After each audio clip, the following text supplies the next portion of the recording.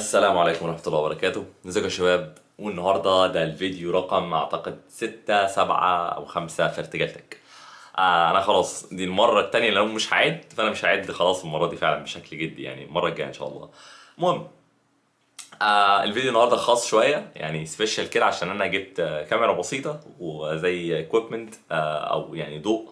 انتوا اكيد شايفينه يعني، او مش شايفينه، يعني شايفينه هو ايا كان يعني. والضوء قصدي يعني انا جبت الاكويبمنت ده عشان انا دايما بشوف الناس بتعمل فيديوهات بشكل لطيف قوي، حبيت ان انا اعمل كده. ولاسباب اخرى، يعني الحاجات دي هيبقى ليها لازمه قدام، فارتقب وحاجات قدام الله اعلم امتى يعني، بس ان شاء الله في حاجات قدام قريبا جايه باذن الله. انا لسه برضه على نفس السياق، انا في ارتجال تك انا مجرد بتكلم، ما بقولش اي حاجه سكريبتد. فهتلاقوني بعيد الكلام، هتلاقوني بقول او اي في النص.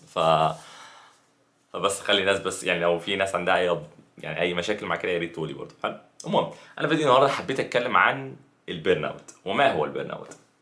لك ان تتخيل كده انت كسوفت وير انجينير، هل بيجي عليك فترات مثلا معينه بتحس ان انت في وقت ما حاسس بعدم وجود الشغف، او اللي انت مش حاسس ان انت عايز تشتغل، او اللي انت مش حاسس ان انت عايز تبدع؟ يعني مثلا لما يجي لك مشكله ما، بتقعد تفكر كده تقول حلها ايه، حلها ايه، انا مالي مش لاقي اي جزء في دماغي، او مش لاقي اي مكان في دماغي يخليني ابدع، او مش لاقي اي شغف يخليني احل المشكله دي بطريقه ما او بطريقه مبدعه وما الى ذلك.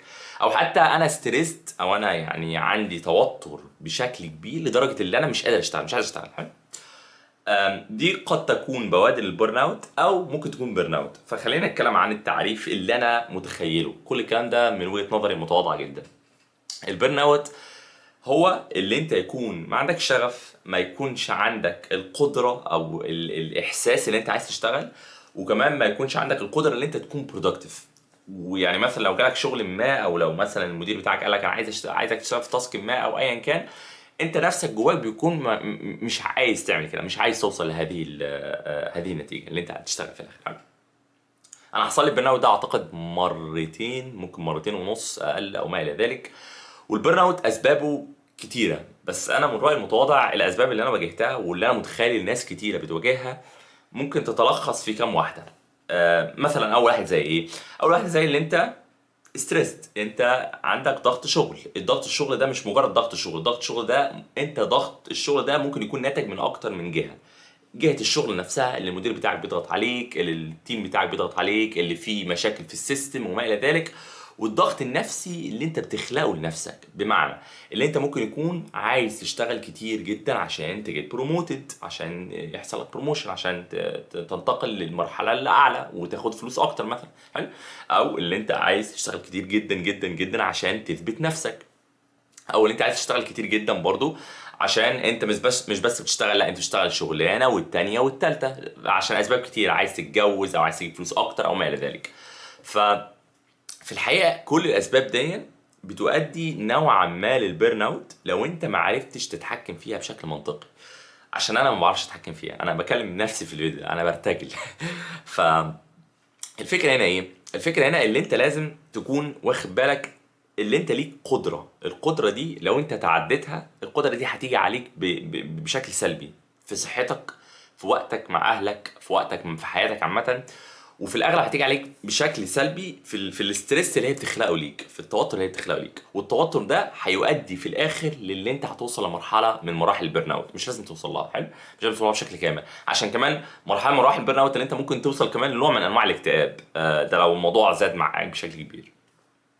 فانا نصايحي اللي انا بحاول انصحها نفسي كالاتي: اللي انا يعني انا في الاول في الاخر انا عايز اجيب بروموتد. يعني انا مثلا في شغلي انا عايز فعلا اجيب بروموتد، وانا بحاول اشتغل بشكل خارق عشان اجيب بروموتد، او اشتغل بشكل قوي جدا عشان اجيب بروموتد. ولكن في الاول في الاخر انا كل ما اشتغلت زياده، او كل ما انا عديت الليميت بتاعي عشان اوصل لحاجه معينه، كل ما ده هيؤدي لنتيجه سلبيه وهيؤدي لنتيجه عكسيه في وقت ما. خلي بالك من الموضوع ده. حلو.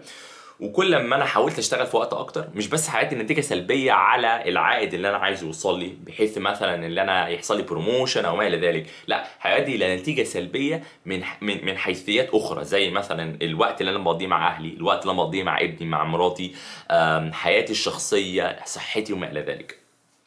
فنصائح عامه مثلا ممكن تكون زي ايه؟ انا برضو حابب الناس تتكلم عن نصائح عامه في الكومنتس.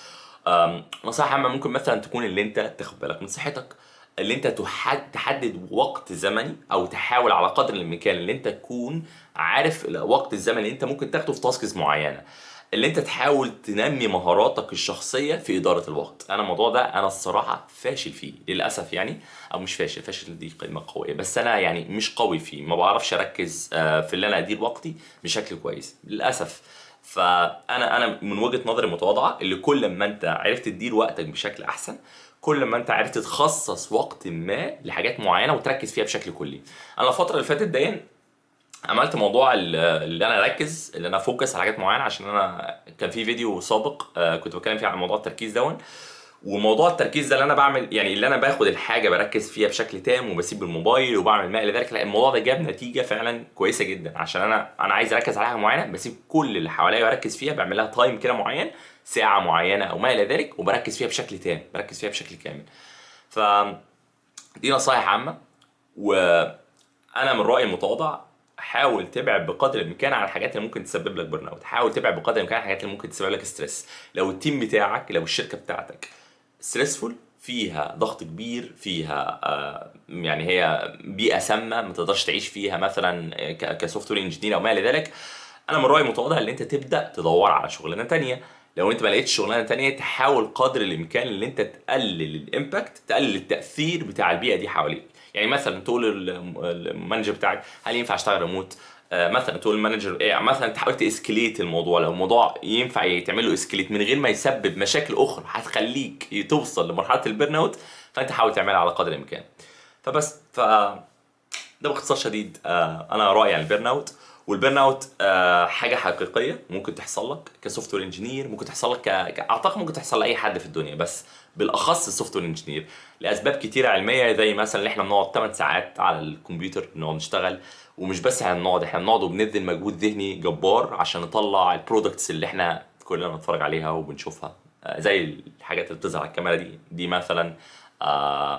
ده برودكت من تيمز شغال في سوفت وير انجينيرنج، ومن تيمز ثانيه طبعا شغاله في الانجينيرنج ما ذلك. ف ده باختصار شديد اللي انا كنت عايز اقوله النهارده، وانا بكلم نفسي يا عمرو ارجوك خد بالك، ويا شباب كلكم ولاد وبنات، كل الناس ارجوك خدوا بالكم من الموضوع ده. وذاتس ات، واراكم في الفيديوهات القادمه ان شاء الله باذن الله. وبرضه حابب اسمع راي الناس عن الصوره بشكل عام، لو الناس شايفاها كويسه ما الى ذلك يبقى شيء لطيف. والسلام عليكم ورحمه الله وبركاته. نقفل الكاميرا. تن تن.